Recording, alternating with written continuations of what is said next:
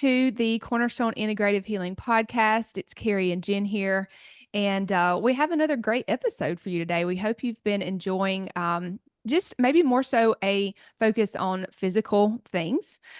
We love talking about all the ways that our health is influenced and our healing is influenced, but we wanted to specifically focus on the physical for a little bit. So we hope you've enjoyed that. In the last episode, we chatted a little bit about anxiety and specifically blood sugar and some of the more like foundational things that hopefully will help you to fill in the gaps where you might be missing in some of these areas. And so in this episode, we wanted to specifically focus on the gut as it relates to the anxiety that you might be feeling. Maybe it might not be every single day. It might just be here and there, right? We're trying to give you more of a guide to get to the actual root of the issue. And so I'm excited to hear today from Jen on the anxiety and gut connection, a little bit deeper information on that. Yeah, this is a big one for anxiety. Most of us in this space, if you're into health and wellness and functional medicine, you've probably heard of the gut brain connection or gut brain axis. It's been kind of well, disseminated, and I think we've at least heard the term. So, we wanted to just call to mind that deep connection that if you do have a lot of digestive symptoms, so bloating, alternating diarrhea and constipation, abdominal cramping or pain, belching maybe, that if you have those with anxiety, there is probably a deep link to the gut. And because remember, the brain, for those of you that don't know, if you haven't heard of the gut brain connection, the brain and the gut are constantly communicating via your vagus nerve, which is part of your parasympathetics, your rest and digest. It's right behind your ear. So that little space behind your ear is your vagus nerve, and as well as the microbiome. There's actually a new field of study called psychobiotics that are really studying how the microbiome play into brain health. So, Mhm.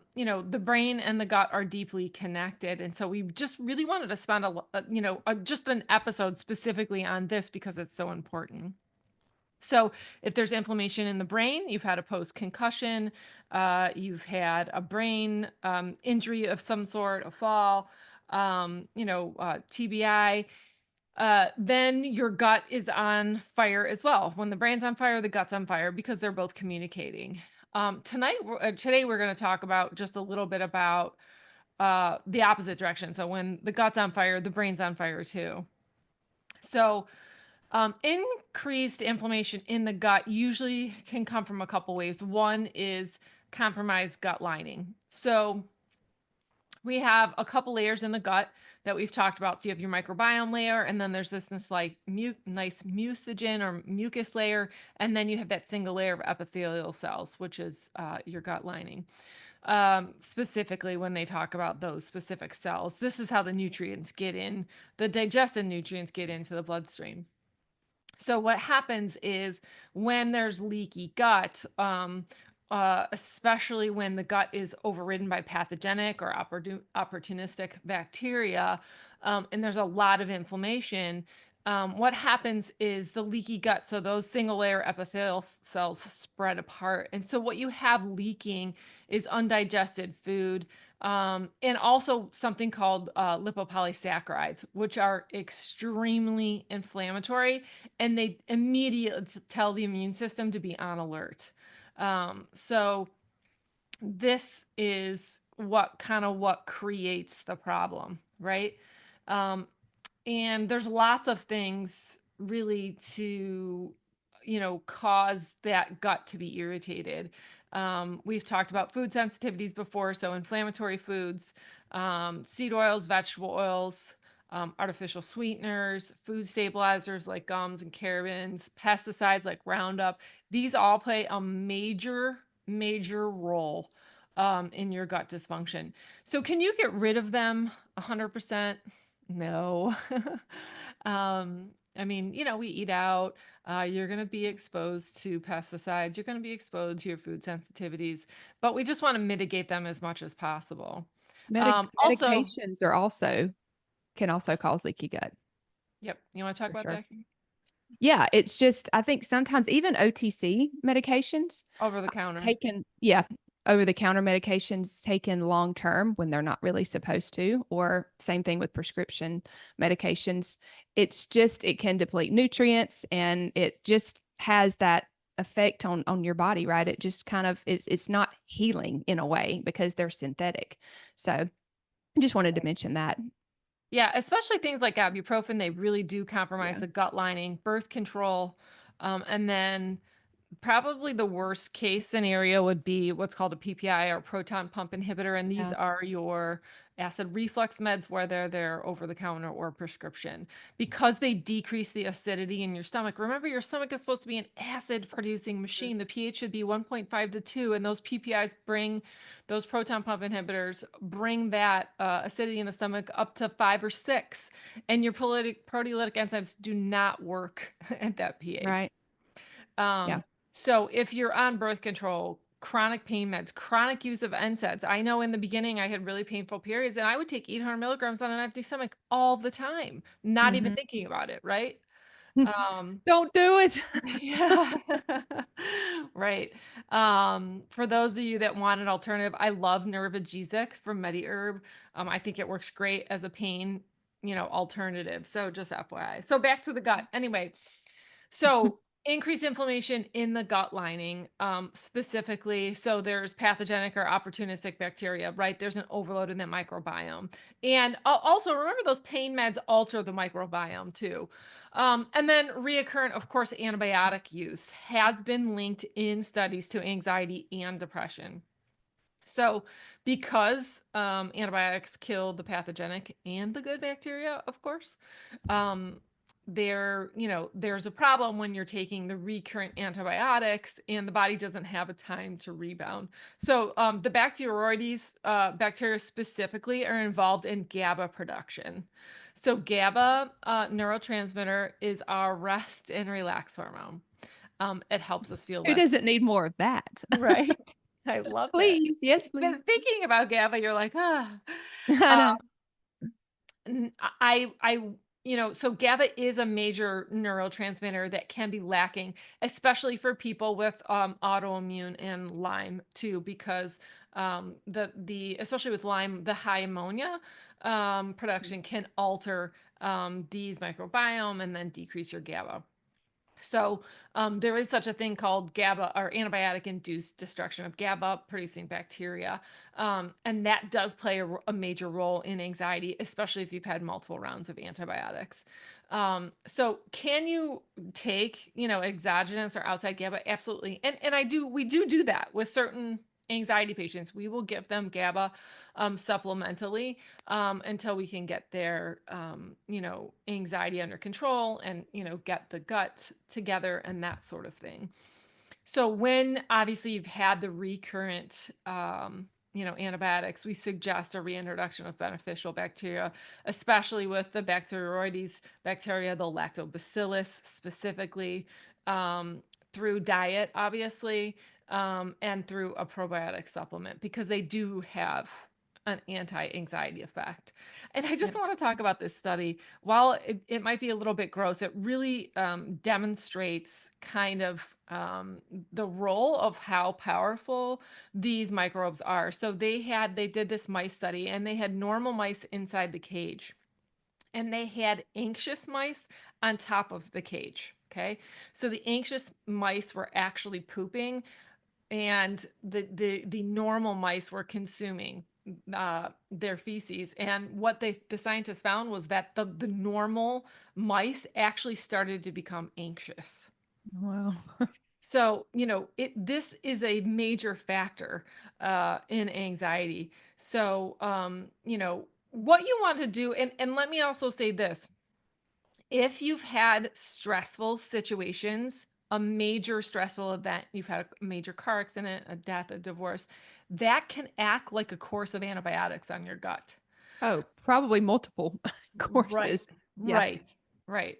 So, do not dismiss those stressful situations, especially long periods. Um, the way that you can really examine or get an idea if anxiety is related to the gut is just kind of observe when the anxiety started, right? So, was it after a long course or multiple rounds of antibiotics? Did it start after a long, a trip abroad? Was there a food poisoning incident? Or maybe you quote unquote had the stomach bug, but it was really a food poisoning. Was there a medical procedure or, as we mentioned, a stressful event? And then did your anxiety, start after those events? That could be a good indication that it's linked to the gut. Mhm. So it's just good to sort of observe those things. So, Carrie, do you want to talk about a couple things, like maybe foods and supplements that we use to kind of soothe the gut and to really, help re-inoculate the gut and get the gut back to homeostasis? Sure. Yeah. So obviously, when we've talked about things that irritate the gut, so you'd want to try and remove as much of those things as you can. I know that that might be an exhaustive list for some, or it might be one or two things that you could really work on. It just kind of depends on where you are. But um, food sensitivities are big when you think about healing the gut and giving it the space to heal. Vegetable oils, obviously, from your diet, seed oils are a big one as well. And then, pesticides.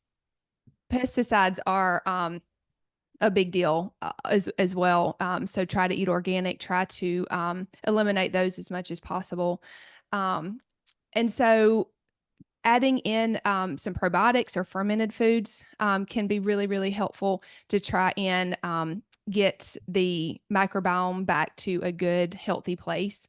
And sometimes that can be, again, we're giving you general tips, but sometimes you definitely need a course of like herbals or something like that. If it just depends on where you are, but these are good places to start. Bone broth is really healing to your gut lining. Um, and then glutamine and butyrate are some things that you can look at as supplemental to add in that are pretty widely available in different products. Fiber also can be super helpful for digestion and repairing the gut. And one of my personal favorites, more rest, stress reduction. Nervous system plays a really, really big part in healing your gut and just really healing your body in general.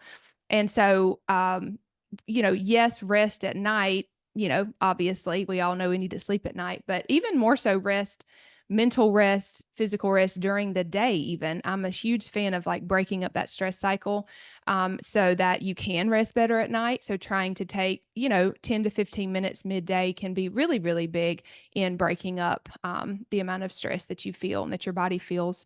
And it just helps you also to realize what it feels like when you are more stressed so that you can, right? We're talking about, we're sharing signs and symptoms so that you can listen to your body more and give it what it needs. And so the more that we shift out of that super stressful state, we can understand and we can start to feel when we get stressed so that we can take a break or walk outside or, whatever it might be for us at the time.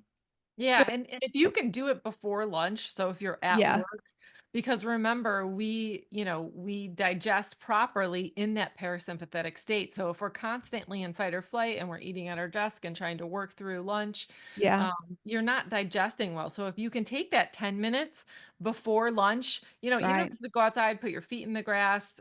We've talked about heart math before. If not, you can Google that, get a video of that, so that you can flip that body into parasympathetic, Hmm. so that you can digest. And I just want to mention, if you're taking a stimulant, so if you're on like a Vyvanse or an Adderall, those are, of course, they're amphetamines, right, Carrie? Amphetamines?